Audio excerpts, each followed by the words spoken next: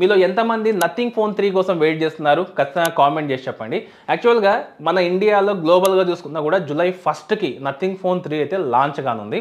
బేసిక్గా ఇది 50 నుంచి 60 వేల మధ్యలో అంటే ఆ బడ్జెట్లో రానున్నట్లు చాలా లీక్స్ ద్వారా అయితే తెలుస్తుంది అనమాట.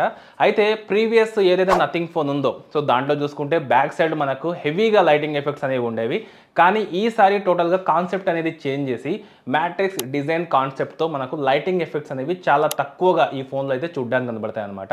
ఇక్కడ స్క్రీన్ మీద మీరు డిజైన్ అనేది క్లియర్గా చూడొచ్చు. అయితే ఈ 50 నుంచి 60 వేల మధ్యలో వీళ్ళు ఏమేమి ఫీచర్స్ అనేవి ఆఫర్ చేస్తున్నారో ఒకసారి చూద్దాం.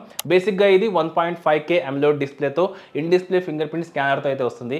బ్యాక్ సైడ్లో మనకు 3 కెమెరాస్ అయితే ఉంటాయి. 50 megapixel main camera, 50 megapixel wide angle camera, అలాగే 50 మెగాపిక్సెల్ మనకు టెలిఫోటో లెన్స్ కెమెరా అయితే ఉంటుంది. ఫ్రంట్ సైడ్లో మనకు 32 మెగాపిక్సెల్ కానీ 50 మెగాపిక్సెల్ కానీ ఫ్రంట్ ఫేసింగ్ కెమెరా అయితే ఉంటుందన్నమాట.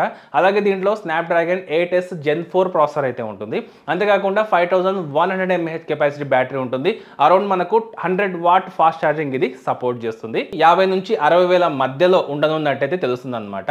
ఇక డిజైన్ ప్రకారంగా చూసుకుంటే ఇక్కడ కనిపించే ఏదైతే డిజైన్ ఉందో ఇది మనకు ఒరిజినల్ డిజైన్ అయితే కాదనమాట. ఏదైతే మనకు డిజైన్ ఉంటుందో దాని ప్రకారంగా కాన్సెప్ట్ డిజైన్ ఇది.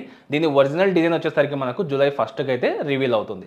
ఇక నాకు టోటల్ ఈ ఫీచర్స్లో ఒకటే ఒక మైనస్ అయితే అనిపించింది, అదే ప్రాసెసర్ అనమాట. స్నాప్డ్రాగన్ 8S Gen 4 ప్రాసెసర్ అయితే ఉంది కదా. సో యాక్చువల్గా ఇది మనకు 30,000 కంటే తక్కువ ఉన్న మొబైల్స్లోనే వచ్చే ప్రాసెసరు. కానీ వీళ్ళు 50 నుంచి 60 వేలు అంటున్నారు కాబట్టి నాకైతే కొంచెం ఎక్కువే అనిపించింది.